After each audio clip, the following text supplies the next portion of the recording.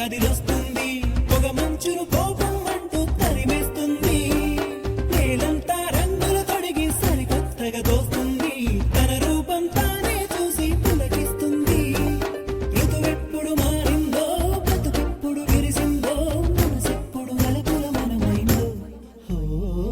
ఎవరైనా ఎప్పుడైనా సరిగా గమనించారా చలిచల అసలెప్పుడు వదిలిందో